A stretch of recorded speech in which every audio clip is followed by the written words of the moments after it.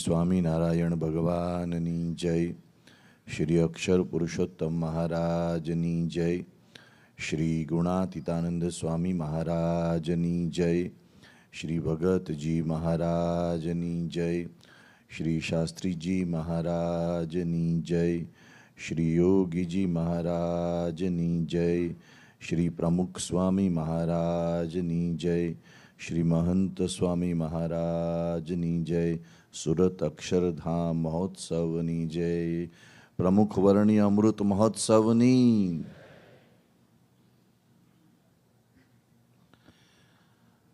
આજે પરબ્રહ્મ પુરુષોત્તમ ભગવાન શ્રી સ્વામિનારાયણની આ પાવન ભૂમિ અમદાવાદમાં બ્રહ્મ સ્વરૂપ શાસ્ત્રીજી મહારાજે એક દિવ્ય ઐતિહાસિક કાર્ય કર્યું હતું, એની આપણે સ્મૃતિ કરી રહ્યા છીએ. આપણે બધા જ ખૂબ સારી રીતે જાણીએ છીએ કે ભગવાન સ્વામિનારાયણ આ પૃથ્વી ઉપર પધાર્યા અને એમણે અલૌકિક કાર્યો કર્યા. પરબ્રહ્મ પુરુષોત્તમ નારાયણ તરીકે એમણે 28 વર્ષ સુધી ગુજરાતમાં રહીને લાખો લોકોના હૃદયમાં સદાચારનો દીપ પ્રગટાવ્યો. અસંખ્ય અધમ જીવોના ઉદ્ધારનું કાર્ય કર્યું. મહાન પરમહંસોને દીક્ષા આપીને, આમ તો આપણા શાસ્ત્રો 3000 સંતોનો આંક વર્ણવે છે કે 3000 સંતોને દીક્ષા આપીને ગુજરાતમાં ભક્તિનું એક મોટું આંદોલન જગાવ્યું. સ્વામિનારાયણ ભગવાને મંદિરો રચ્યા અને ઉપાસનાનો માર્ગ બતાવ્યો. અને આ પરબ્રહ્મ ભગવાન સ્વામિનારાયણની દિવ્ય લીલાઓ માટે કવિ નાનાલાલે એક વાક્યમાં ખૂબ સુંદરતાથી વર્ણવાનો પ્રયાસ કર્યો છે કે સ્વામિનારાયણે ગુજરાતમાં આવીને શું કર્યું. તો એમણે કહ્યું કે ગુજરાતને સરયુ નીરથી ધોઈને બ્રહ્મ ભીનો કીધો. ટૂંકમાં ગુજરાતને શુદ્ધ કર્યો. એમણે ગુજરાતમાં, અને આપણે પશ્ચિમ ભારતની વાત કરીએ તો પશ્ચિમ ભારતમાં એક એવું અદ્ભુત આંદોલન જગાવ્યું કે જેની નોંધ તે સમયના બધા ઇતિહાસકારોએ લેવી પડી, એ સમયના બ્રિટિશ લોકોએ લેવી પડી. અને એ સિવાય વિશ્વમાં જેની ખૂબ નામના હતી એ સમયે એવા ગવર્નર જ્હોન માલ્કમ, એક બ્રિટિશ ઓફિસર, એ સ્વામિનારાયણ ભગવાનને મળવાનો આટલો બધો આગ્રહ ન રાખત. એ સિવાય બ્રિટિશ ધર્મગુરુ બિશપ હીબર, એ ભગવાન સ્વામિનારાયણને મળવાનો આટલો બધો આગ્રહ ન રાખત. એ સિવાય અમદાવાદમાં જ્યારે અંગ્રેજોએ પહેલી સત્તા સંભાળી ત્યારે પહેલું મંદિર કરવા માટે, દાન કરવા માટે એમણે સામેથી ભૂમિ ભગવાન સ્વામિનારાયણને આપી એવી ઘટના બની ન હોત. તો આવા ઘણા બધા પ્રમાણો છે ભગવાન સ્વામિનારાયણની દિવ્યતાના. ભગવાન શ્રી સ્વામિનારાયણે આ બધી દિવ્ય લીલાઓ તો કરી, પણ એક મહાન કૃપા કરી કે એમણે પોતાની આધ્યાત્મિક પરંપરાનું વહન કરવા માટે ગુણાતીત સંતની આપણને ભેટ આપી. આપણે સૌ જાણીએ છીએ કે સ્વામિનારાયણ ભગવાને સમયે સમયે ગુણાતીતાનંદ સ્વામીનો મહિમા કયો. પંચાળાની અંદર સ્વામિનારાયણ ભગવાને સૌને તિલક કરવાની આજ્ઞા કરી, ત્યારે ગુણાતીતાનંદ સ્વામીના કપાળમાં તિલક કરીને સ્વામિનારાયણ ભગવાને કહ્યું કે આ અમારા તિલક. સ્વાભાવિક છે કે આપણે અર્થઘટન કરીએ છીએ તે મુજબ આપણે એમ જ વિચારીએ છીએ કે શ્રીજી મહારાજે આજે કપાળમાં યુ આકારનું તિલક અને એમાં વચ્ચે ચાંદલો કરીએ ચિહ્નની વાત કરી, એવું આપણે એનું સ્વાભાવિક અર્થઘટન કરીએ છીએ. પણ તિલક શબ્દ એ આપણે ત્યાં બે રીતે વપરાય છે. જ્યારે કોઈ રાજા મહારાજા એ પોતાના અનુગામી પાટવી કુંવરની સ્થાપના કરે એને તિલક કુમાર કહેવામાં આવે છે. આ અમારા તિલક છે, એટલે કે આ અમારો ભાવિ વારસદાર છે. તો આપણે ત્યાં તિલક શબ્દ એ ઘણી રીતે વપરાય છે. તો આજે આપણે ભાલમાં ચિહ્ન કરીએ છીએ તો છે જ, પણ સ્વામિનારાયણ ભગવાને ત્યાં એક સાથે બે અર્થ સૂચવ્યા. એક તો આ અમારા તિલક એટલે કે આ જે કપાળમાં તિલક કરવાનું છે એનો પણ એમાં નિર્દેશ કર્યો, અને સાથે સાથે પોતાના અનુગામી વારસદાર ગુણાતીતાનંદ સ્વામીનો પણ નિર્દેશ કર્યો. એ સારંગપુરમાં પુષ્પોદલોત્સવનો પ્રસંગ હોય કે મીઠાવાલા કેમ વિસરું મારું એ અંતિમ સમયે એમને ઉચ્ચાર્યું એવો કોઈ પ્રસંગ હોય, કે પછી મહારાજ અંતર્ધાન થયા પછી ગુણાતીતાનંદ સ્વામી દર્શન દે છે એવો કોઈ પ્રસંગ હોય, કે જુનાગઢના મહંત તરીકે એમને નિયુક્ત કર્યા એવો પ્રસંગ હોય. પણ સમયે સમયે અલગ અલગ વાક્યોમાં સ્વામિનારાયણ ભગવાને આ વાત ઉચ્ચારી. એ જે અદ્ભુત ગુણાતીત પરંપરા આપી, એ ગુણાતીત પરંપરાનું વહન ભગતજી મહારાજ અને શાસ્ત્રીજી મહારાજે કર્યું. અને આપણા સૌના પરમ સદભાગ્ય કે ભગવાન સ્વામિનારાયણની એ ગુણાતીત પરંપરાનું હંમેશા માટે શ્રેષ્ઠ વહન થતું રહે, એના માટે બ્રહ્મ સ્વરૂપ શાસ્ત્રી મહારાજે BAPS સ્વામિનારાયણ સંસ્થાની સ્થાપના કરી. એટલું નહીં, પણ એ સંસ્થાના વિધિવત પ્રમુખ તરીકે અમદાવાદમાં એમણે આંબલીવાળી પોળમાં પ્રમુખ સ્વામી મહારાજને નિયુક્ત કર્યા. તો પ્રમુખ શબ્દ એ કોઈ વહીવટી અધિકારીનો શબ્દ નથી. પ્રમુખ શબ્દ એ કોઈ પદનો માત્ર ઉલ્લેખ કરવા માટેનો શબ્દ નથી, પણ પ્રમુખ એ એટલા માટે પ્રમુખ છે કે આ એક વિશિષ્ટ સંત છે. તો પ્રમુખ સ્વામી મહારાજને પ્રમુખ શબ્દ જે અહીંથી શાસ્ત્રીજી મહારાજે આપ્યો, એ વખતે એમણે જે વાક્યો ઉચ્ચાર્યા, હમણાં જ આપણે પરમ પૂજ્ય પ્રમુખ સ્વામી મહારાજના મુખેથી જ એ પ્રસંગની સ્મૃતિ કરી. એમાં પ્રમુખ સ્વામી મહારાજ પોતે જે પ્રસંગનું વર્ણન કરે છે, ખૂબ નમ્રતાથી ગુરુ ભક્તિ રૂપે બધા પ્રસંગનું વર્ણન કરે છે. પણ એમાં પ્રમુખ સ્વામી મહારાજ એક વાક્ય નથી ઉચ્ચારતા. એ શાસ્ત્રીજી મહારાજે ઉચ્ચાર્યું તો ને હકા બાપુએ તે વખતના સ્વામિનારાયણ પ્રકાશમાં લખ્યું છે. એમાં શાસ્ત્રીજીમાં જેમ કે છે કે જેવી રીતે સદગુરુ રામાનંદ સ્વામીએ નાની ઉંમરના નીલકંઠ વર્ણીને પોતાની ગાદી સોંપી, તેમ આજે હું મારા સ્થાને આ શાસ્ત્રી નારાયણ સ્વરૂપદાસજીની નિયુક્તિ કરું છું. એ વાત શાસ્ત્રીજી મહારાજે કરી. શાસ્ત્રીજી મહારાજને સંકોચ થતો નથી કે આવી તુલના કરાય. પોતાના ઈષ્ટદેવ ભગવાન સ્વામિનારાયણ એ નીલકંઠ બ્રહ્મચારી તરીકે રામાનંદ સ્વામી પાસેથી ધર્મધુરા સંભાળતા હતા, તો એની સાથે તુલના કરીને શાસ્ત્રીજી મહારાજે પોતાના આ અનુગામીની નિયુક્તિ કરી. તો શાસ્ત્રીજી મહારાજ એ એવા એક આર્ષદ્રષ્ટા મહાપુરુષ હતા, અને એમને ખબર હતી, હમણાં જ પરમ પૂજ્ય સ્વામી બાપાના એ ઉલ્લેખમાં જ આપણે સાંભળ્યું હું 50 વર્ષનું સુખ કરતો જાઉં છું. તો ખરેખર શાસ્ત્રીજી મહારાજે આપણા પર ખૂબ કૃપા કરીને આપણને બધાને સત્સંગના સુખે સુખ્યા કરવા માટે આ એક દિવ્ય ભેટ પ્રમુખ સ્વામી મહારાજની આપણને આપી. પણ એ વખતે જે બહુ જ મહત્વની બાબત બની એ હતી કે એ વખતે પ્રમુખ સ્વામી મહારાજે ખૂબ વિનમ્રતાપૂર્વક પ્રવચન કર્યું. આપણા શબ્દોમાં કહીએ તો આભાર પ્રવચન હતું કે તમે મને પ્રમુખ બનાવ્યો, થેન્ક યુ વેરી મચ, આવું કહી શકાય, આભાર પ્રવચન. પણ પ્રમુખ સ્વામી મહારાજે એ દિવસે જે પ્રવચન કર્યું એ બની ગઈ એક પ્રતિજ્ઞા, પ્રમુખ પ્રતિજ્ઞા.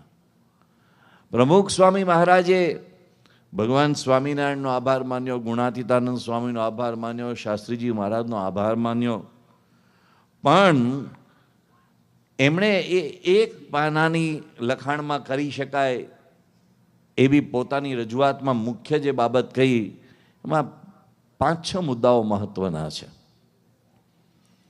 પહેલી વાત એમણે એ કરી કે મારા દેહની પરવા કર્યા સિવાય મારું કર્તવ્ય બરાબર બજાવી પૂર્ણ રીતે વફાદાર રહી આપનો કૃતકૃત્ય બનીશ.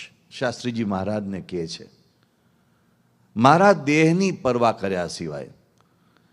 જુવાન અવસ્થામાં તો આવો વિચાર જ આવે નહીં, પણ સ્વામી શ્રી પ્રમુખ સ્વામી મહારાજ એ આવી વાત કરી રહ્યા છે કે મારા દેહની પરવા કર્યા સિવાય મારું કર્તવ્ય બરાબર બજાવી સંપૂર્ણ રીતે વફાદાર રહી પણ કહીશું આપનો કૃતકૃત્ય રહીશ. હું હંમેશા આપનો આભારી રહીશ. ગ્રેટફુલનેસ, આપણા જીવનમાં ગ્રેટફુલનેસ નથી હોતી. આપણે આપણું રોજિંદુ જીવન વિતાવીએ છીએ, કેટલા બધા લોકોના સાથને કારણે આપણે આપણો એક દિવસ પૂરો કરી શકીએ છીએ. કોઈ કે આપણા માટે ખેતરમાં અનાજ પકાવ્યું ત્યારે આપણે બપોરે જમ્યા, કોઈ કે શાકભાજી આવી ત્યારે આપણે બપોરે કંઈક પામ્યા, કોઈ કે ક્યારેક કંઈક મજૂરી કરીને કાપડ વણ્યું ત્યારે આપણે સવારે નવા કપડાં પહેર્યા, કોઈ કે મોટર ચાલુ કરીને ટાંકીમાં પાણી ભર્યું ત્યારે આપણે બપોરે પાણી પીવા પામ્યા.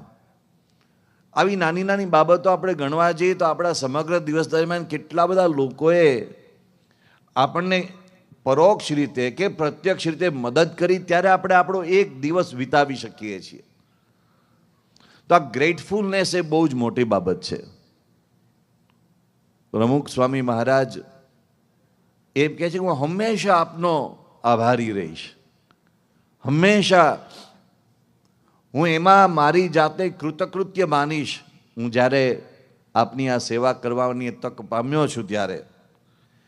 બીજી એમણે વાત કરી કે શાસ્ત્રીજી મહારાજને સંબોધીને કહ્યું કે આપે આ જે અક્ષર પુરુષોત્તમ ઉપાસનાનો બગીચો ખીલવ્યો છે તેની અભિવૃદ્ધિ થાય તેના માટે દરરોજ, આ શબ્દ બહુ અગત્યનો છે, દરરોજ ખંત રાખી સેવા કરી અને સત્સંગના આશીર્વાદ મેળવવા અભિલાષા રાખું છું. મારે બીજું કંઈ જોઈતું નથી, આશીર્વાદ જોઈએ છે. ત્યાં મોટા સંતો પણ હતા, ત્યાં બધા જૂના હરિભક્તો પણ હતા. એ બધા તરફ એમણે હાથ જોડીને કહ્યું કે આ મારી અભિલાષા છે કે આપ બધા મને આશીર્વાદ આપો. પછી ત્રીજી વાત એમણે એ કરી કે મારી પાસે કોઈ શક્તિ નથી. આ વાત એમણે શાસ્ત્રીજી મહારાજને પહેલા પણ કરેલી. પ્રમુખ સ્વામી મહારાજનું બાળપણનું વ્યક્તિત્વ એ એકદમ શાંત, ગંભીર અને કોઈ 5 વખત બોલાવે ત્યારે એક વખત હા બોલે, એટલું બધું એ શાંત વ્યક્તિત્વ. એટલે એમનામાં કોઈ શક્તિ એવું કોઈને લાગતું નહોતું. જેમ એમણે હમણાં પ્રસંગમાં વર્ણવ્યું તેમ છગનભાઈ જેવા ઘણા લોકોને કદાચ લાગતું હશે. તો સ્વામીશ્રી પણ એ વાત કરતા હતા કે મારામાં કોઈ શક્તિ નથી. પણ એમણે શાસ્ત્રી મહારાજને કહ્યું કે મને આપ શક્તિ આપજો કે હું આ સેવા કરી શકું. ત્યાર પછી એમણે વાત કરી, એ બહુ જ મહત્વની વાત કરી, જે આપણા બધા માટે એમણે માગ્યું. શાસ્ત્રીજી મહારાજને કહે છે કે આપના આશ્રિતો તન, મન, ધનથી સુખી થાય અને એમને કોઈ કષ્ટ ન આવે અને અંતે અક્ષરધામમાં નિવાસ કરે એવા આપ મને આશીર્વાદ આપો.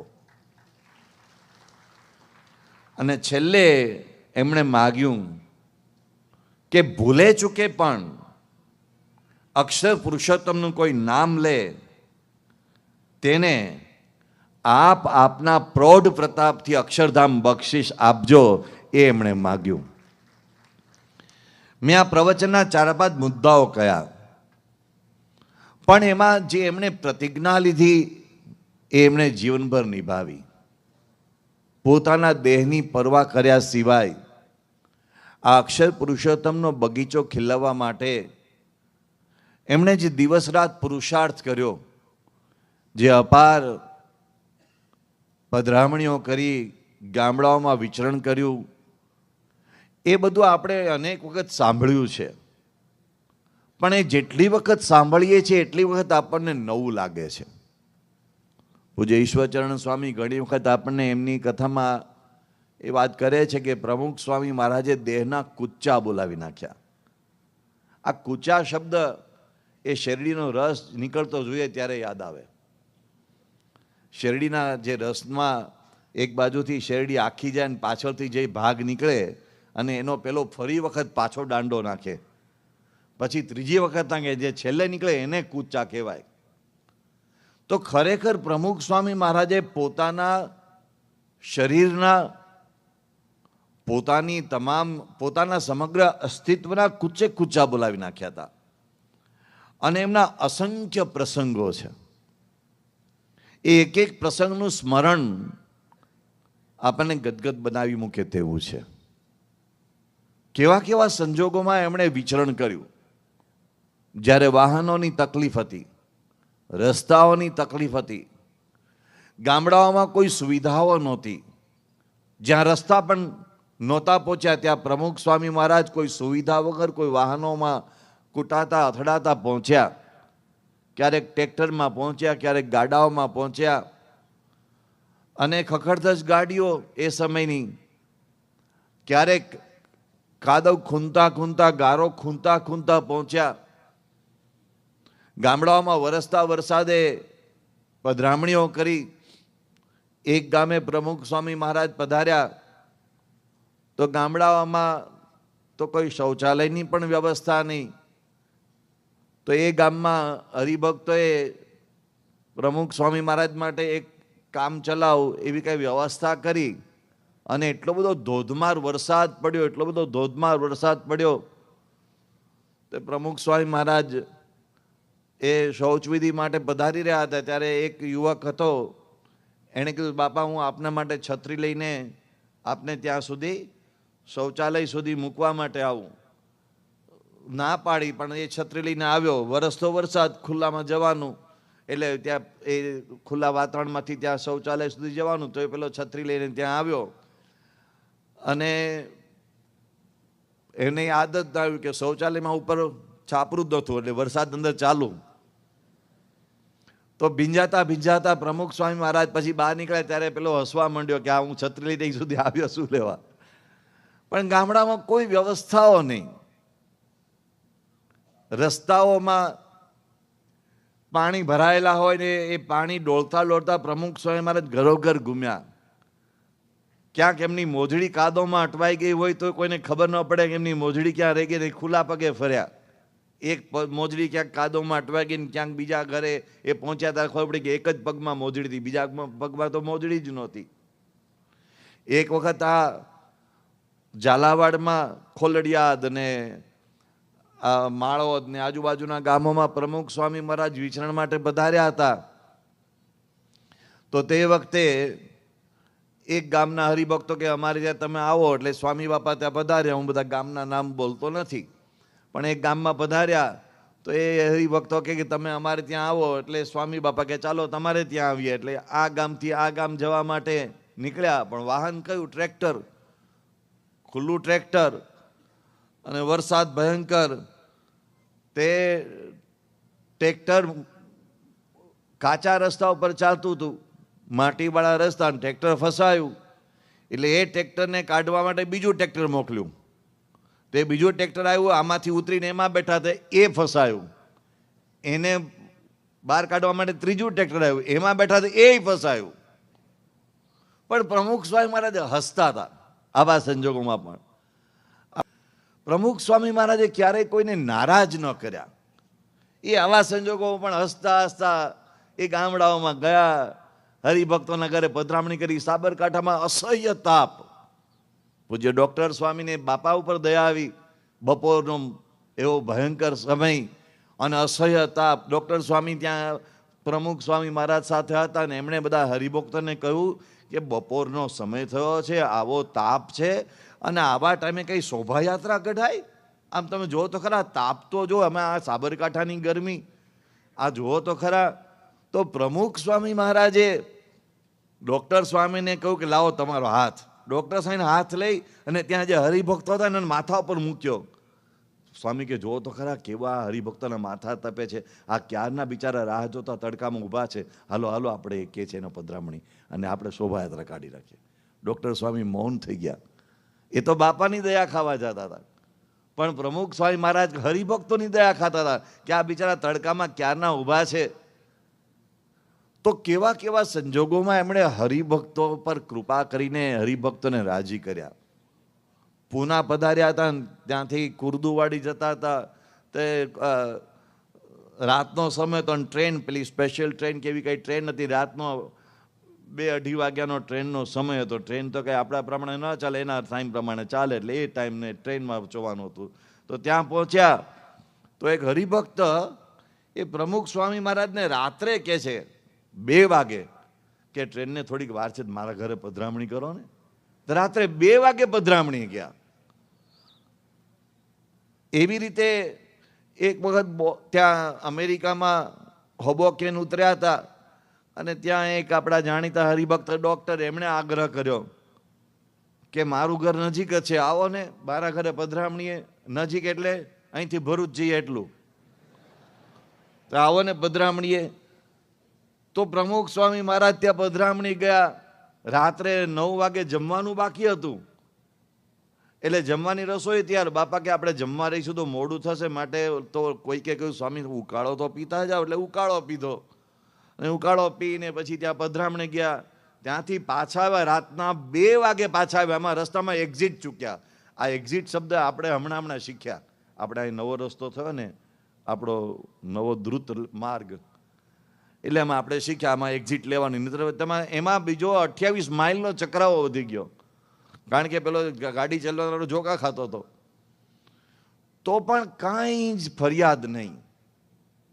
પ્રમુખ સ્વામી મહારાજે કેવા કેવા સંજોગોમાં હરિભક્તોને આપણને બધાને રાજી કર્યા છે.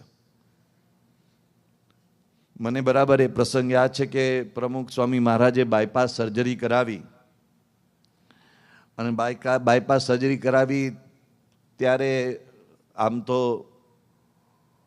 એવી કોઈ ડૉક્ટર, ભારતના ડૉક્ટરોને એવી કોઈ ચિંતા નહોતી કે ખરેખર એમને આવી ઇમરજન્સી જેવું કંઈ હોય. પરંતુ ત્યાં ગયા, ન્યૂયોર્ક પધાર્યા, શિકાગો મંદિરનું ખાતમુહૂર્ત કરવાનું હતું, એ નિમિત્તે તેઓ પધાર્યા હતા. પણ ત્યાં વળી બધાનો આગ્રહ હતો ને બાપાને પણ એવી ઈચ્છા હતી કે આ ડૉક્ટરો બધા કહે છે ત્યારે પહેલાં આપણે તપાસ પતાવી દઈએ, પછી શિકાગો જઈશું. તપાસ કરાવવા માટે ગયા અને ડૉક્ટર મોસેસ જેફરી, તો એમણે વળી તપાસ કરતાં કહ્યું કે સ્વામી બાપાને તો ઇમરજન્સી બાયપાસ સર્જરી કરાવવી પડશે. અને પછી ત્યાં બાપાને બાયપાસ સર્જરી કરાવવાનું નક્કી થયું એ જ હોસ્પિટલમાં, લેનોક્સિલ હોસ્પિટલમાં. અને બાયપાસ સર્જરી કરાવી. પછી પ્રમુખ સ્વામી મહારાજે થોડો સમય આરામ કર્યો, અને આરામ કર્યા પછી પહેલી વખત બધા જાહેરમાં આવવાનો પ્રસંગ બન્યો. અને પછી બાપાએ કહ્યું કે હવે આપણે બધા જે કાર્યક્રમો છે પાછા રૂટીન પ્રમાણે ચાલુ કરી દઈએ. તો એ વખતે એક doctor Dayanand Nayak, American association of physicians from India, આપી નામનું એક એસોસિએશન છે, એના ચેરમેન હતા. એટલે ડૉક્ટર દયાનંદ નાયક પ્રમુખ સ્વામી મહારાજના ફિઝિશિયન તરીકે ત્યારે સેવા આપતા હતા, સાઉથ ઇન્ડિયન. એમણે કહ્યું કે તમે આ રીતે વિચરણ કરો છો, પણ એક વખત તમારે આ બાયપાસ સર્જરી કરાવ્યા પછી પૂરતો રેસ્ટ લેવો જોઈએ. બાપા કે હવે રેસ્ટ થઈ ગયો છે ને હવે તો અમે પાછું આ વિચરણ બધું ચાલુ કરીએ, તો કે આપણે એક વખત તમારી બધી શરીરની પરિસ્થિતિ ચકાસવી જોઈએ, માટે આપ મારા ક્લિનિકમાં પધારો અને આપણે ચેક કરી લઈએ. એ દિવસે ન્યૂયોર્કમાં જબરજસ્ત સભા હતી, રવિવારનો દિવસ હતો, હકડેઠઠ જનમેદની હતી. અને બાપા બપોરે લગભગ 3:30 વાગ્યાની આસપાસ ડૉક્ટર દયાનંદ નાયકને ત્યાં જવા નીકળ્યા. ડૉક્ટર દયાનંદ નાયકની ત્યાં ગયા અને દયાનંદ નાયકે પ્રમુખ સ્વામી મહારાજનું 2D ઇકો અને 3D ઇકો અને TMT ટેસ્ટ ને જે બધા હૃદય રોગના પરીક્ષણ માટે જે ટેસ્ટ કરાતા હોય છે એ બધા ટેસ્ટ બાપાના કર્યા અને પછી પ્રમુખ સ્વામી મહારાજને કહ્યું કે આપ મારી ઓફિસમાં પધારો. એટલે આ બધા ટેસ્ટ પતાવીને બાપા એમની ઓફિસમાં બેઠા. સામે ટેબલ ઉપર ખુરશી ઉપર દયાનંદ નાયક બેઠા. પછી દયાનંદ નાયકે કહેવાનું ચાલુ કર્યું કે આમ તો આપ મહાન સંત છો અને મારા પણ પૂજનીય છો, એટલે મારે તમને બહુ આમ આગ્રહ ન કરાય, પણ વિનંતી તો મારા કરવી હોય તો કરાય કે નહીં? એટલે બાપા કે આ વિનંતી કરાય. તો કે મારે આપને એ વિનંતી કરવી છે કે આપે ખરેખર બહુ જ આરામની જરૂર છે. આપના હૃદયની તકલીફ હજુ પૂરી થઈ નથી. સર્જરી સારી થઈ છે પણ હૃદયની તકલીફ પૂરી થઈ નથી. પણ છતાંય હું આપને એમ કહું છું કે આપે હજુ 2 મહિના સુધી તો બહુ સઘન આરામ કરવો જોઈએ. એટલે આપ હજુ 2 મહિના સુધી પૂરતી રીતે અહીંયા આરામ કરો. પછી બીજું સૂચન કર્યું કે આપે બહુ જ પધરામણીઓ કરી છે, એટલે કૃપા કરીને હવે આપ પધરામણીઓ ન કરશો, કારણ કે પધરામણીઓથી આપના હૃદયને બહુ જ ભીડો પડશે. એક વખત જામનગરમાં પ્રમુખ સ્વામી મહારાજ પધરામણી ગયા અને પગે જબરજસ્ત સોજા. પેલા જે હરિભક્તને ઘરે ગયા એ ભાવિક બાજુમાં એક ડૉક્ટર હતા એમને ત્યાં લઈ ગયા, તો પગમાં સોજા. તે ડૉક્ટરે એ સોજા જોયા ને એને કહ્યું કે આ તો હૃદયરોગના પરિણામે થયું એવું લાગે છે અને આપે આરામ કરવો જોઈએ, અને પગે બરાબરના સોજા હતા. તો બાપા કે હા બરાબર છે. તો કે તમે પધરામણી બંધ કરીને અત્યારે સીધા જ તમારા ઉતારે જતા રહો. સ્વામી બાપા કે સારું. ડૉક્ટરને ત્યાં પધરામણી પૂરી કરી, પછી બહાર નીકળ્યા. પછી બધાએ કહ્યું ચાલો હવે ઉતારે. બાપા કે ના ના, પછી 15-20 પધરામણી બાકી છે, પતાવીને પછી જઈએ. અમારે એક હરિભક્તને બાયપાસ સર્જરી કરાવેલી. ડૉક્ટરે કહ્યું કે તમારે 100 પગલાં ચાલવાનું, રોજ 100 પગલાં ચાલવાનું. તો 100 પગલાં ચાલે, અહીંથી અહીં સુધી પહોંચે, પછી ત્યાં ઊભા રહી જાય કે હવે મને તેડીને લઈ જાઓ, કે મને રોજ પગલાં હાલવાનું કહ્યું છે. ડર લાગે. તો આ પધરામણીમાં શ્રમ લાગે એટલે પહેલાં એ કહ્યું કે તમારે હવે પધરામણીઓ ન કરવી. પછી કહ્યું કે તમારે હરિભક્તોને મુલાકાતોમાં બહુ જ સમય આપો છો એવું હવે ન કરવું, કારણ કે હરિભક્તો તમને માનસિક સ્ટ્રેસ આપે. આપ એવું કરતા નથી. આ તો જનરલ એમણે વાત કરી કે પોતાના પ્રશ્નો કે પોતાની મુશ્કેલીઓ કે એટલે એના કારણે તમને માનસિક સ્ટ્રેસ થાય, તો આપે એવું શા માટે કોઈનું સ્ટ્રેસ માથા ઉપર લેવું? એટલે આપે બહુ મુલાકાતો ન આપીને કદાચ ઈચ્છા હોય તો રોજના 3 હરિભક્તોને મળવું. પછી વાત કરી કે આપે પત્ર લેખન બહુ ન કરવું. તમારા વતી તમારા સેવકો કરે, તમારે બહુ ન કરવું. આવી બધી એમણે 10 સલાહો આપી. બાપા મામા જોતા હતા ને પાછળ મને ઊભેલો જોયો, અને હું એક ડાયરી લઈને બધા સૂચનો લખતો હતો. એટલે પછી એમણે આમ જરા ત્રાસી નજરે જોઈ લીધું કે હું કંઈક ટપકાવું છું ડાયરીમાં. પછી અમે પાછા ન્યુયોર્ક જતા હતા. ગાડી ડૉક્ટર મહેન્દ્રભાઈ ચલાવતા હતા, બાપા આગળ બેઠા હતા, પાછળ યોગીચરણ સ્વામી, કૃષ્ણવલ્લભ સ્વામી, ન્યૂ અમે 3 પાછળની સીટમાં બેઠા હતા. અને ચાલતા ચાલતા ગાડી ચાલતી હતી તે ન્યુયોર્ક તરફ જતી હતી. ન્યુયોર્કમાં હરિભક્તો હકડેઠઠ સભા ભરાઈને ત્યાં બધા બેઠા હતા. એટલે બાપાએ મને ધીમે રહીને આમ ગાડીમાં પાછળ જોતા જોતા કહ્યું કે આ ડૉક્ટરે જે કંઈ કહ્યું એ તે લખી લીધું છે?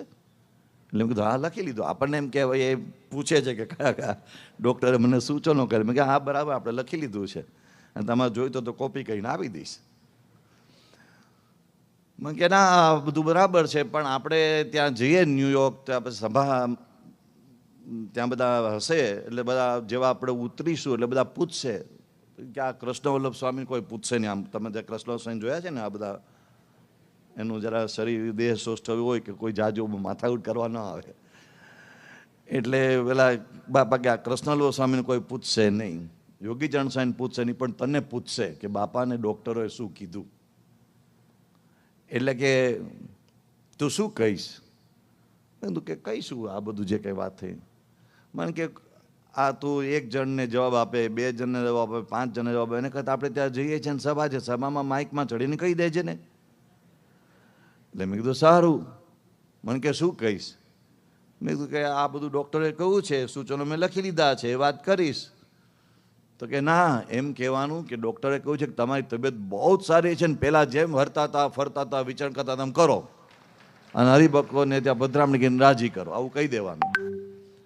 એટલે હું તો એમ સમજો કે ગમત કરે છે. એટલી વારમાં તો ન્યુયોર્ક મંદિર આવી ગયો ને હું ઉતર્યો ને ખરેખર એવું જ થયું. બધા હરિભક્તો મને પૂછવા ને બાપાએ શું કીધું, ડૉક્ટરે શું કીધું, બધા આજુબાજુ બધા ઘેરીને પૂછવા માંડ્યા. બધા સિનિયર હરિભક્તો, જૂના હરિભક્તો બધા બાપાની રાહ જોઈને જ બેઠા હતા. અમે ન્યુયોર્ક મંદિરના કમ્પાઉન્ડમાં પહોંચ્યા ત્યારે બધું આ બધા વાતાવરણ, બધા આતુરતાથી ભરેલું વાતાવરણ હતું જ. તો અમે પછી જેવા ત્યાં ગયા એટલે બાપાએ સીધું જ કે ચાલો સભામાં, એટલે સીધા સભામાં જ ગયા, સીધા સ્ટેજ ઉપર આવ્યા. એટલે અમે સ્ટેજ ઉપર ગયા અને બાપાએ તરત ત્યાં સભા સંચાલકને બોલાવીને કહ્યું આમને માઇક આપી દો. એટલે હું તો ગમત સમજતો હતો. એટલે મેં કીધું શું કરવાનું સ્વામી, કે આપણે વાત થઈ ને ગાડીમાં એ પ્રમાણે કહી દે. અને મેં કીધું કે ડૉક્ટરે તો આવું બધું કીધું છે, મને કે મેં તને શીખવાડ્યું છે ને આ પ્રમાણે બોલ. અને પછી મેં વળી ડરતા ડરતા કઈ ગમતનો ભાગ સમજીને બધી જાહેરાત કરી કે ડૉક્ટરે કહ્યું છે કે પહેલાં જેમ હરતા હતા ફરતા હતા એમ ફરો હરો અને હરિભક્તોને રાજી કરો, અને બહુ તબિયત સારી છે. અને બાપાએ તાળીઓ પાડી, હરિભક્તો તાળીઓ પાડી. પણ સ્વામી છેક સુધી જોતા હતા હું બોલવામાં કંઈ લોચો મારતો નથી ને એમ. પછી બહુ આમ ખુશ થયા, રાજી થયા. અમે બીજા દિવસે નીકળીને લંડન આવ્યા, લંડનથી તરત ભારત આવ્યા.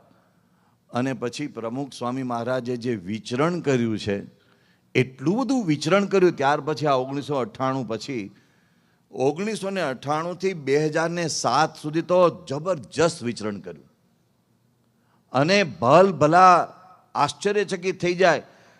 કચ્છમાં સપ્ટેમ્બર મહિનામાં વિચરણમાં બાપા પધાર્યા. સાથેના સ્ટાફના એક વિવેક સાગર સ્વામીને બાદ કરતા બધા જ સ્ટાફના સભ્યો બીમાર પડ્યા. પ્રમુખ સ્વામી મહારાજ બીમાર ન પડ્યા. બધે જ વિચરણ કર્યું.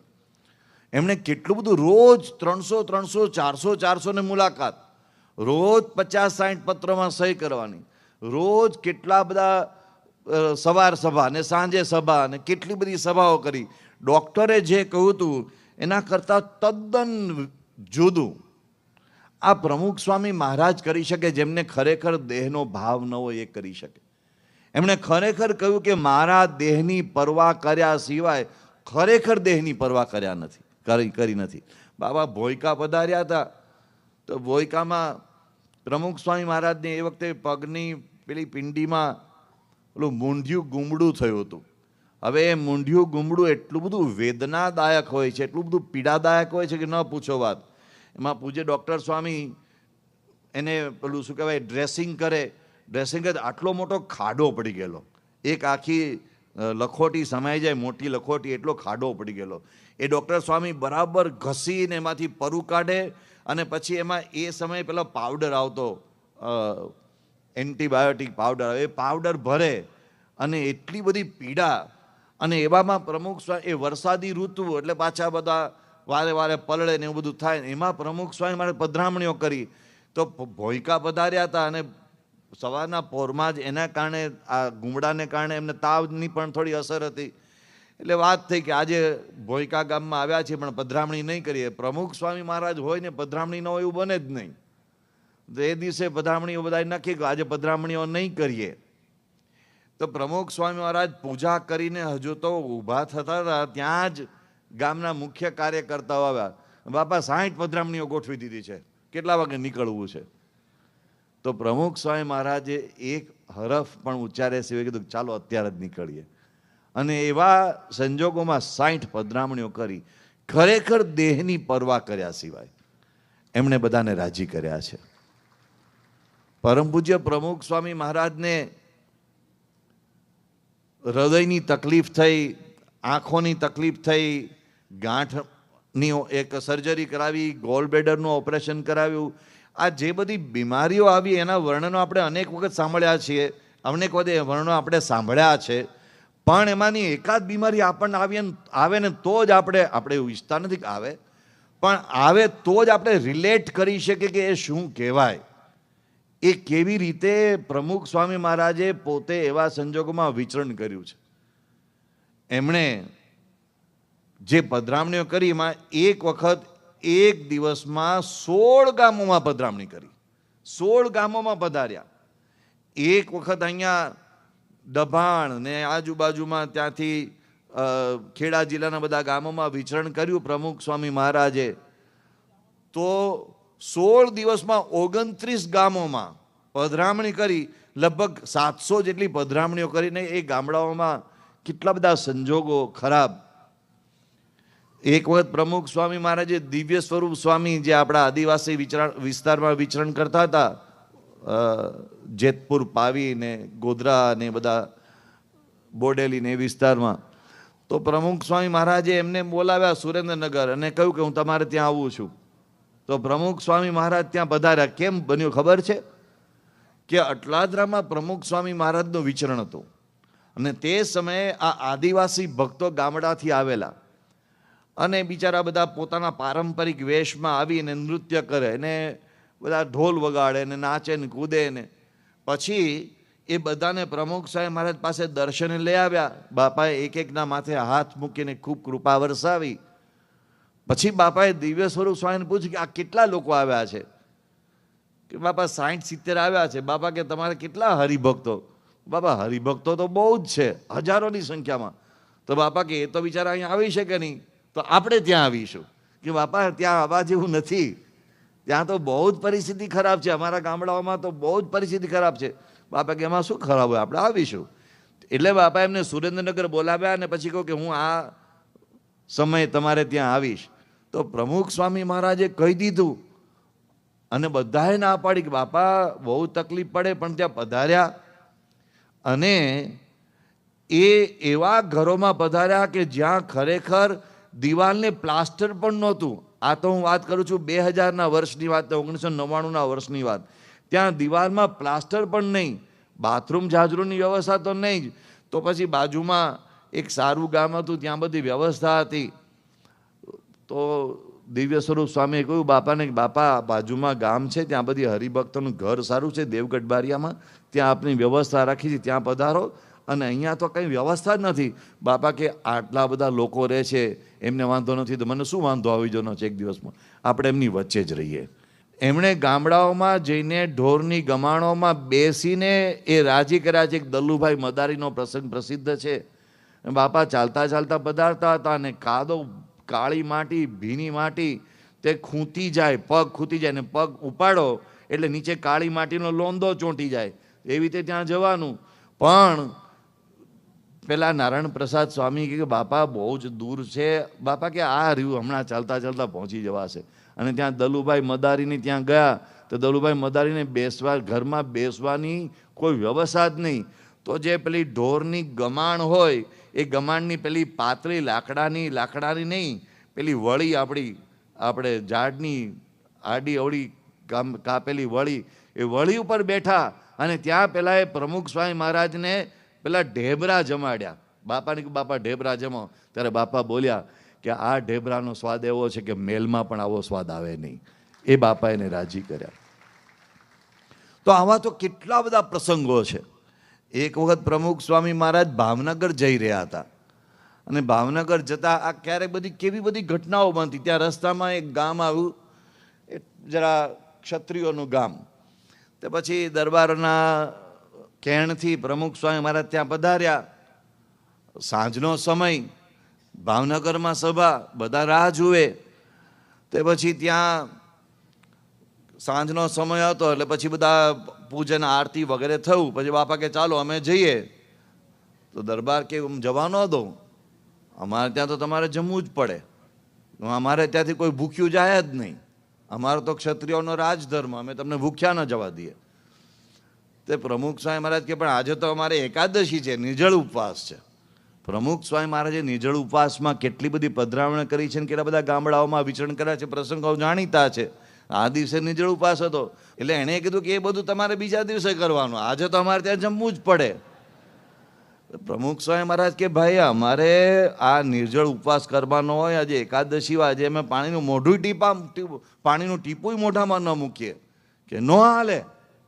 એમ કરતા તો ઊભા થયા, કૂદ્યા. દિવાલ ઉપર તલવાર હતી, આમ આડી બે ઉતારી ખેંચી. બધા તો ચોંકી ગયા કે આ બાપુ હવે શું કરશે. એટલે બાપુએ તલવાર લઈને પ્રમુખ સ્વામીને આપી કે લ્યો મારું ગળું કાપી નાખો, હવે જાઓ.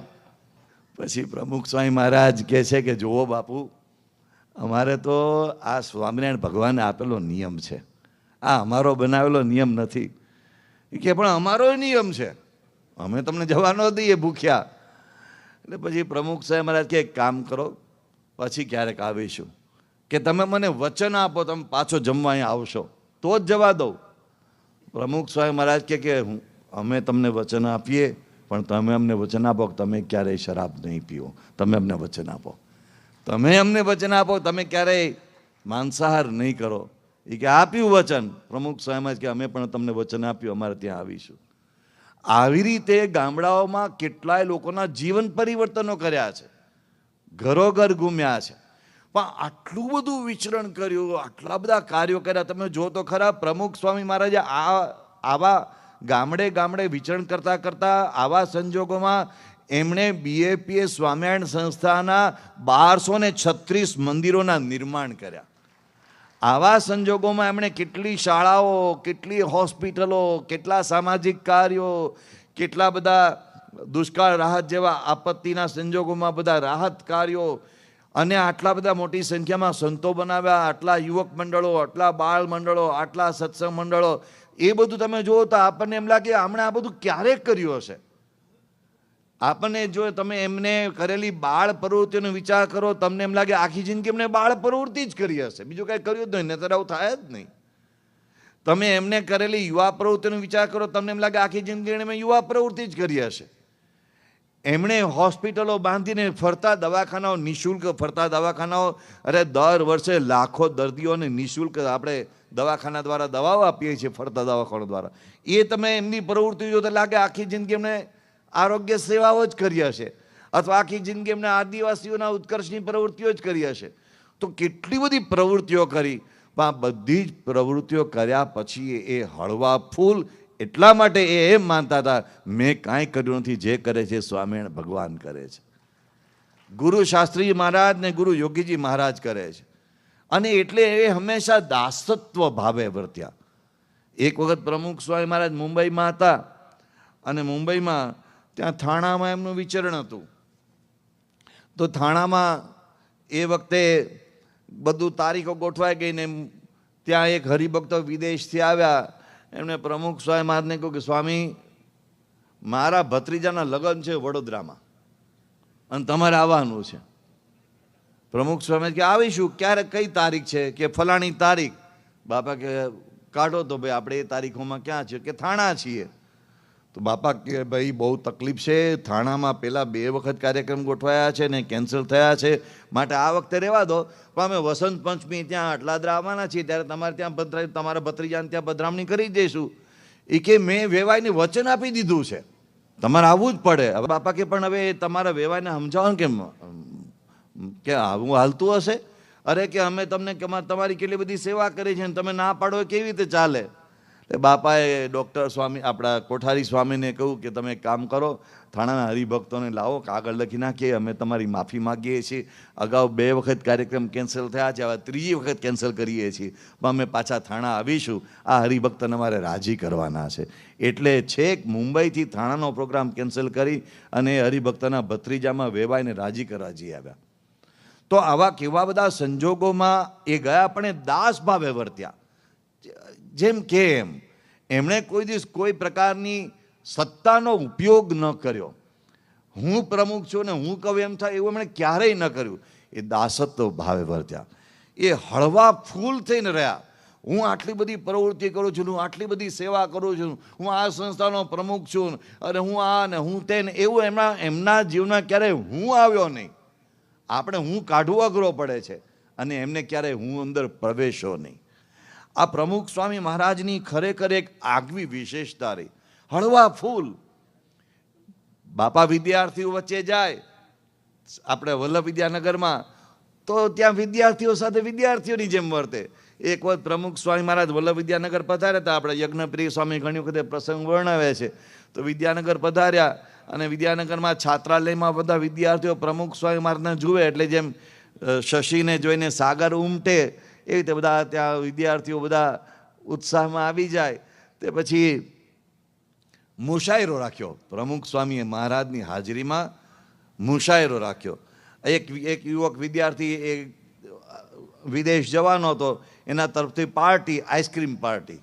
એટલે પ્રમુખ સ્વામી મહારાજ રાત્રે 10:30 વાગે આરામમાં જવાના હતા. એવા ટાઈમે આ વિદ્યાર્થીઓ બાપાને કહેવા માટે આવ્યો, સ્વામી પાર્ટીમાં તમારે આવવું જ પડે, આને અમે વિદાય આપીએ છીએ.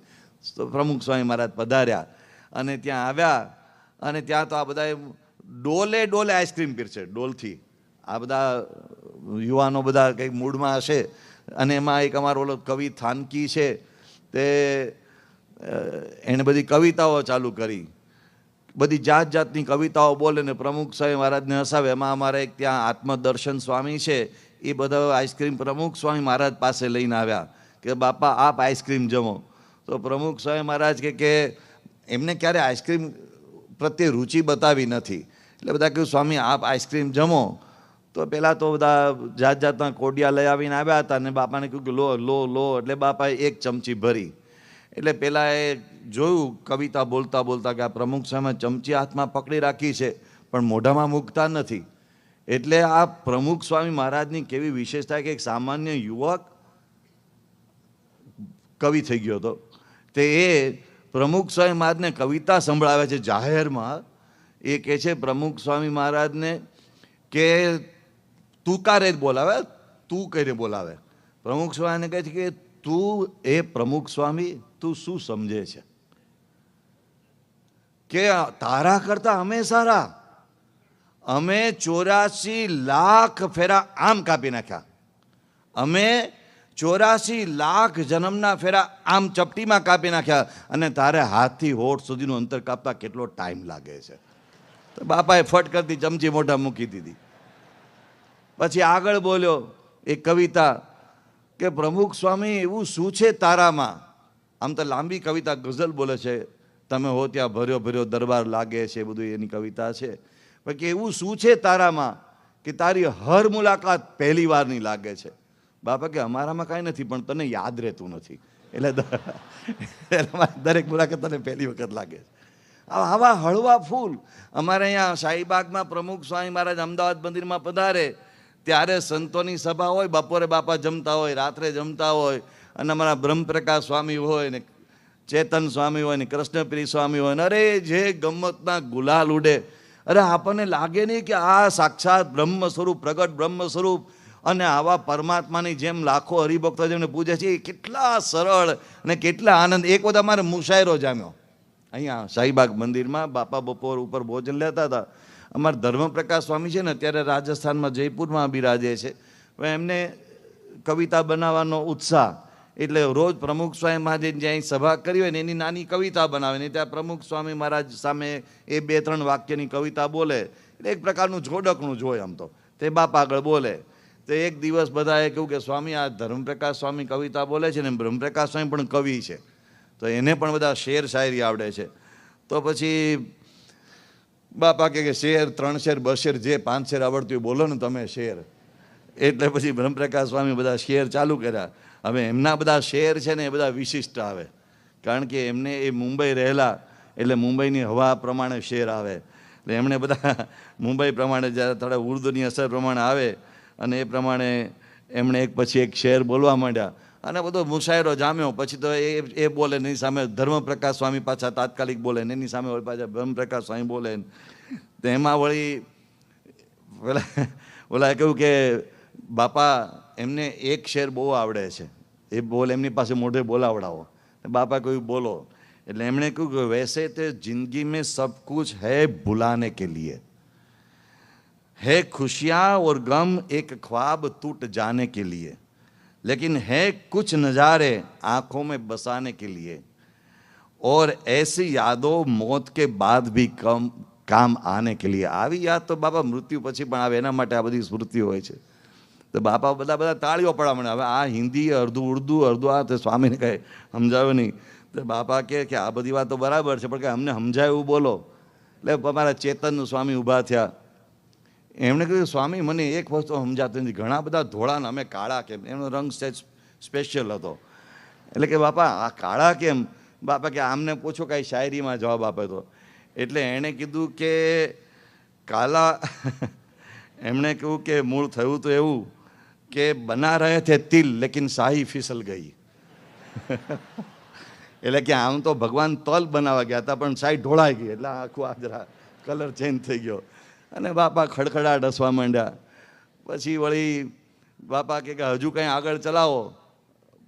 પછી આ બધા અક્ષરજીવન સ્વામી પાછળ માંડ્યા કે હવે આ અક્ષરજીવન સ્વામી અમારા શીઘ્ર કવિ છે, હવે એમને શેરો શાયરી આવડે નહીં, એ અમારા આપણા ગુજરાતી કવિ, એટલે એમણે બધા ગુજરાતી ગીતકાર, તો એમને બાપા કે હવે એ કંઈક બનાવે. જે એમણે કંઈક ગીત બનાવ્યું, પણ એ ગીતમાં બોલવા કે એમાં છેલ્લી પંક્તિમાં કંઈ પ્રાસ બરાબર આવ્યો નહીં. બાપા કે પ્રાસ બરાબર ન આવ્યો. પછી તો બધા તૂટી પડ્યા, બધા તૂટવાની રાહ જોતા હોય તો બધા તૂટી પડ્યા. તો એ વખતનું જે વાતાવરણ તમે જુઓ, એ વખતની ગમ્મત તમે જુઓ.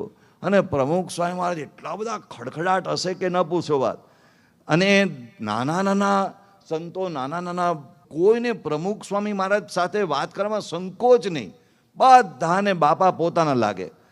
એક વખત એક અમારે ઓલો પ્રકાશ પટેલ શિકાગોનો યુવક છે, ચરોતરની ભાષા સ્પેશિયલ બોલે, એની ચરોતરની ભાષા 5 વાક્ય તમે સાંભળો ને તમે ન હસી શકો એવું બને જ નહીં. તો પ્રમુખ સાહેબ મને ફોન કર્યો. બાપાએ પૂછ્યું કે બરાબર ચાલે છે કે તમારે કેવું હ એની ભાષામાં. બાપા કે બરાબર છે. કે તબિયત? તો બાપા કે તારે કેવી? તો કે મારે તો હારી ને તમારે હારી એટલે અમારે હારી. બાપા કે ભલા આદમી તું ભણેલો હોય તારે હાળી હોય, અમારે હાળી ન હોય. હવે આવી ગમ્મત એની સાથે કરી શકે.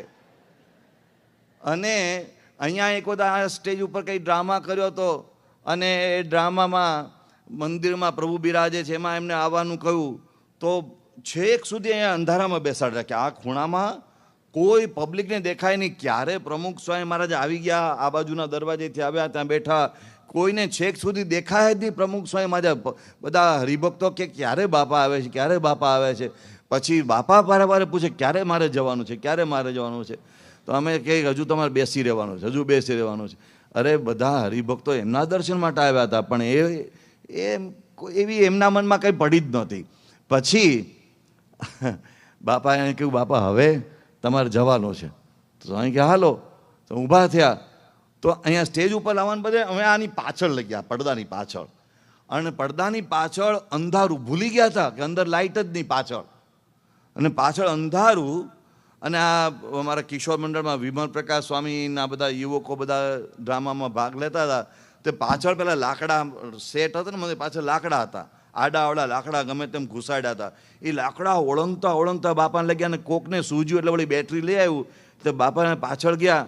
હવે એમાં શું હતું ખબર છે કે આગળ એક માણસને અંધ વ્યક્તિનું પાત્ર ભજવવાનું હતું, અને એને કીર્તન ગાવાનું હતું કે અખિયા દર્શન કી પ્યાસી, ના દર્શન દ્યો ઘન શ્યામ નાથ મોરી અખિયા પ્યાસી રે.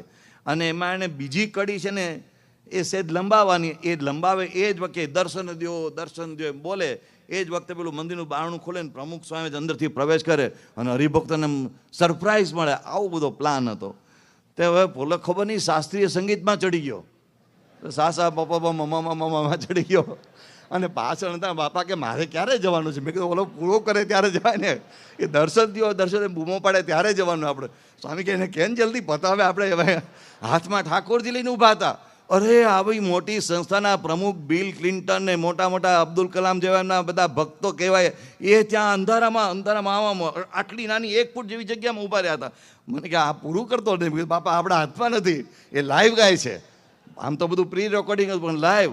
અને પછી પેલા દર્શન દ્યો અને પછી બાણું ફટાક કરતું ખુલ્યું અને પ્રમુખ સ્વામી મહારાજ બહાર આવ્યા. હરિભક્તોની આંખમાં આંસુ રેલાઈ ગયા, બાપાના દર્શન થયા. પણ કેવા કેવા લોકો એમની પાસેથી કામ કરાવ્યા છે, પણ સરળ. પ્રમુખ તરીકે એમણે ક્યારેય પોતાની સત્તા વાપરી નથી. એવા પ્રમુખ સ્વામી મહારાજના અનંત ઉપકારો આપણા ઉપર છે. એમના ઉપકારોની આપણે કોઈ કલ્પના કરી શકતા નથી. એમણે કષ્ટો સહન કર્યા, આપણને બધાને એર કન્ડિશન સભાગૃહમાં બેસાડ્યા. એમણે અનેક શારીરિક કષ્ટો વેઠ્યા, શારીરિક દુઃખ વેઠ્યા. આપણને બધાને શરીરમાં ક્યારેક કષ્ટ પડે તો આપણને તાત્કાલિક સારવાર મળે એના માટે એમણે આપણને હોસ્પિટલ બંધાવી દીધી. એમને ભણવા માટે ભિક્ષા માગવી પડતી હતી. આ આંબલીવાળી પોળમાં ભિક્ષા માગતા હતા, ઘરે ઘરે જઈને ભિક્ષા માગ. શાસ્ત્રીમાં જે કહ્યું હતું, માસ્તરની ફી આપીશ, ખાવાની વ્યવસ્થા તારે જાતે કરવાની. આંબલીવાળી પોળમાં ઘરે ઘરે ભિક્ષા માગતા હતા. એમને ભિક્ષા માગવી પડે અને આપણા માટે એમને ખાવા માટે મોટા મોટા મહોત્સવો કર્યા, જેમાં આપણે ખૂબ શાંતિથી જમી શકીએ. આપણા માટે દુષ્કાળ રાહત કાર્યો કર્યા, બધા જાત જાતના સંજોગોમાં આપણને જ ભોજન પહોંચાડ્યું. એમણે ભૂખ વેઠી, એમણે ભિક્ષા માગી. આવા તો અનેક એમના આપણા ઉપર ઉપકારો છે. આ બીએપીએ સંસ્થાનું આટલું મોટું છત્ર આપ્યું, અને સૌથી મોટો ઉપકાર તો એ કર્યો કે આપણને મહંત સ્વામી મહારાજનું છત્ર આપ્યું, ભેટ આપી. એ પ્રમુખ સ્વામી મહારાજે એટલી મોટી કૃપા કરી કે અચાનક જ પ્રમુખ સ્વામી મહારાજ આપણી વચ્ચેથી અદ્રશ્ય થઈ ગયા તો આપણે શું કરત, નોંધારા થઈ જાત. પણ એમણે એવું ન થવા દીધું. એવા અનંત ઉપકારો આપણા સૌ પર એમણે કર્યા છે. હવે આપણો વારો છે. એમણે જે પ્રતિજ્ઞાઓ લીધી હતી કે મારા દેહની પરવા કર્યા સિવાય આ અક્ષર પુરુષોત્તમનો બગીચો ખીલવા અને અભિવૃદ્ધિ કરવા માટે હું પ્રયાસ કરીશ. આપણે ગર્વ અને ગૌરવ લઈ શકીએ કે સનાતન હિન્દુ ધર્મ, વૈદિક પરંપરા, સ્વામિનારાયણ સંપ્રદાય, અક્ષર પુરુષોનું ઉપાસના, એનો બગીચો ખીલવા માટે આ છેલ્લી શતાબ્દીમાં સૌથી વધારે કોઈ પ્રયાસ કર્યો તો આ પ્રમુખ સ્વામી મહારાજે કર્યો છે. ઇંગ્લેન્ડ અને અમેરિકામાં મંદિરોથી માંડીને આદિવાસી વિસ્તાર સુધી એમણે જે કાર્યો કર્યા છે એ અકલ્પનીય છે. પણ આપણે ગુરુનું ઋણ કેવી રીતે ચૂકવીશું? તો અહીંયા પ્રમુખ પ્રતિજ્ઞા માટે જ્યારે આપણે આ બધી વાતો કરી રહ્યા છીએ, આપણે પ્રતિજ્ઞાબદ્ધ નહીં થઈએ તો આપણે ગુરુનું ઋણ કેવી રીતે ચૂકવી શકીશું? તો પ્રમુખ સ્વામી મહારાજનું અપાર ઋણ ચૂકવવા માટે આપણે માત્ર 3 મુદ્દા યાદ રાખવાના છે. 3 મુદ્દા. આ રવિવારની સભા, પ્રમુખ સ્વામી મહારાજને તાવ આવતો હતો અને બધાએ કહ્યું કે બાપા આ રવિવારની સભા છે આજે ને તમે નહીં આવો તો ચાલશે, તમારી જરૂર નથી, અમે બધા સભા કરી લઈશું. તો પ્રમુખ સ્વામી મહારાજ કહે છે યોગી મહારાજની આજ્ઞા છે રવિવારની સભા ન જઈએ તો યોગી મહારાજ રાજી ન થાય. તો યોગી મહારાજની આજ્ઞા એમને પાળવાની, આપણે નહીં પાળવાની. તો આપણા માટે આ એક ગુરુ ઋણ ચૂકવવાનો મુદ્દો છે. આપણે પણ એક પ્રતિજ્ઞા લઈએ કે આપણી રવિવારની સભા ક્યારેય ચૂકાવી ન જોઈએ. આપણે કેટલાક હરિભક્તોને અભિનંદન આપવા જોઈએ. અમારા અહીંયા PM પટેલ બેઠા હશે સભામાં ક્યાંક.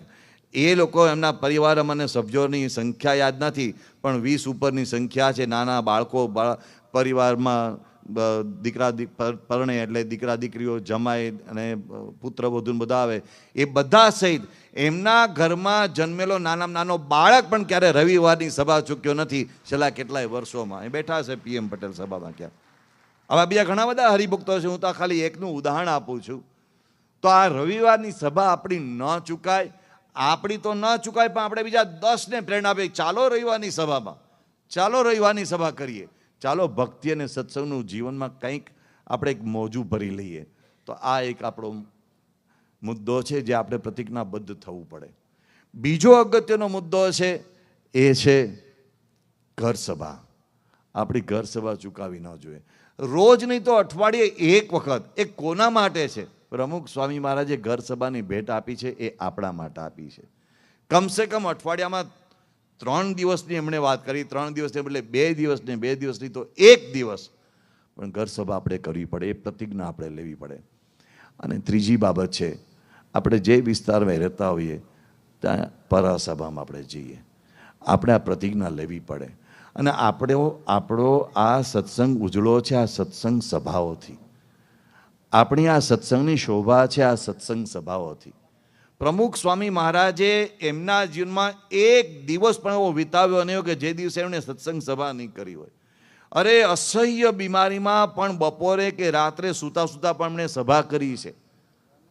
તો એમના એક શિષ્ય તરીકે, એમના ભક્ત તરીકે આપણા જીવનમાં પણ આ પ્રતિજ્ઞા આપણે ગ્રહણ કરવી પડે.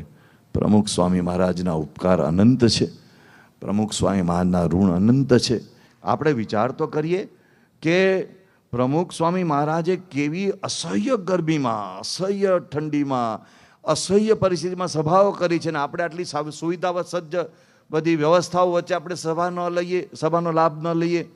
અને એમાંય આપણા સૌના તો પરમ સૌભાગ્ય છે કે પૂજ્ય ઈશ્વરચરણ સ્વામી અહીંયા બિરાજે છે. અને આપણે દર સભામાં એમના દર્શન, બીજા બધા સંતોના દર્શનનો લાભ લઈ શકીએ છીએ. તો આટલી વાત આપણે બરાબર હૃદયે દ્રઢ કરીને આજે આ પ્રમુખ પ્રતિજ્ઞાને ફરીથી જીવનમાં ઘૂંટીએ અને પરમ પૂજ્ય પ્રમુખ સ્વામી મહારાજ અને પરમ પૂજ્ય મહંત સ્વામી મહારાજના ચરણે પ્રાર્થના કરીએ એ બાપા, આપે અમારા માટે ખૂબ કર્યું છે, અમે આટલું કરીને આપને રાજી કરી શકીએ એવી બુદ્ધિ, શક્તિ અને ભક્તિ અમને આપજો, એ જ પ્રાર્થના. આજના કથા શ્રવણમાં શ્રદ્ધાપૂર્વક જોડાવા બદલ આપનો ખૂબ ખૂબ આભાર. ભગવાન સ્વામિનારાયણે કથા શ્રવણનું મહાત્મ્ય અનેકવાર જણાવ્યું છે. કથા મનને શુદ્ધ કરે છે, શ્રદ્ધાને દ્રઢ કરે છે અને જીવને ભગવાનની નજીક લઈ જાય છે. આજના કથા શ્રવણથી જો તમને થોડી પણ શાંતિ કે પ્રેરણા મળી હોય તો કલ્પના કરો કે આવી કથાનું નિયમિત શ્રવણ કેટલું લાભદાયી થાય. આવી પ્રેરણાદાયી કથાના નિયમિત શ્રવણ માટે આ વિડીયોને લાઈક કરો અને ચેનલને સબસ્ક્રાઇબ કરો. અને ખાસ આ કથાને આપના જેવા અન્ય મુમુક્ષુ સાથે શેર કરીને આંગળી ચિંધ્યાનું પુણ્ય મેળવો. જય સ્વામિનારાયણ.